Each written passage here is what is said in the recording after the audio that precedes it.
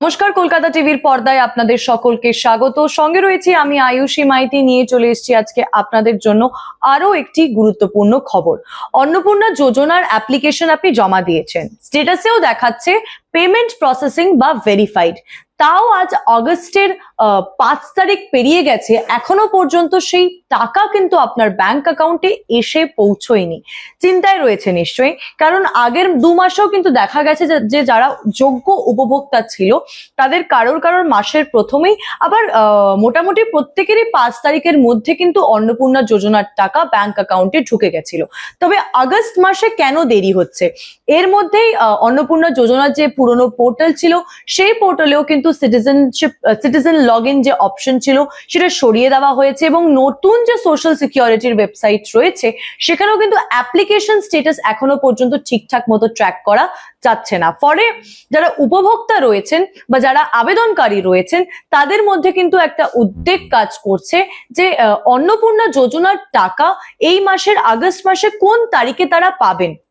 তাহলে জানিয়ে রাখি, সমাজ কল্যাণ মন্ত্রী মালতী রাভা রায় জানিয়েছেন যে এই অন্নপূর্ণা যোজনার টাকা কিন্তু 15ই আগস্টের পর থেকে প্রসেস করা হবে বা দেওয়া হবে, কারণ এখন চলছে ব্লক ভিত্তিক যাচাই। এর আগেও যখন জুন মাসে অন্নপূর্ণা যোজনা শুরু হয়েছিল, জুলাই মাসে বহু মহিলারা সেই টাকা পেয়েছেন, কিন্তু বহু মহিলার নাম কিন্তু বাদ গিয়েছিল।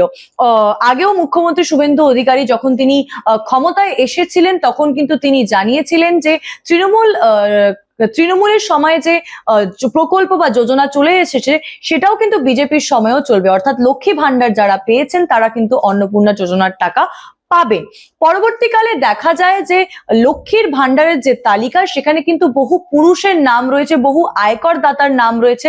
ফলে কিন্তু আবার একটা রিভেরিফিকেশন প্রসেস শুরু করা হয়, যে প্রসেস কিন্তু আগস্ট মাস পর্যন্ত চলবে, যেখানে মহিলারা যারা আবেদন করেছেন তাদের ক্রাইটেরিয়া ম্যাচ করে, তাদের তথ্য যাচাই করে কিন্তু যারা যোগ্য উপভোক্তা তাদের খাতায় কিন্তু সেই 3000 টাকা করে পৌঁছে দেবে সরকার। অর্থাৎ এখন যে প্রক্রিয়া চলছিল এতদিন ধরে ভেরিফিকেশন প্রক্রিয়া, সেই ভেরিফিকেশন প্রক্রিয়ার কিন্তু এখন এটা ব্লক ভিত্তিক ভেরিফিকেশন চলছে। ফলে এই মাসে টাকা দিতে হয়তো একটু দেরি হতে পারে, 15ই আগস্টের পরে সেই টাকা কিন্তু আপনার ব্যাংক অ্যাকাউন্টে ঢুকে যাবে বলেই খবর। আরো খবরের জন্য চোখ রাখুন কলকাতা টিভির পর্দায়। রাত দিন 7 দিন।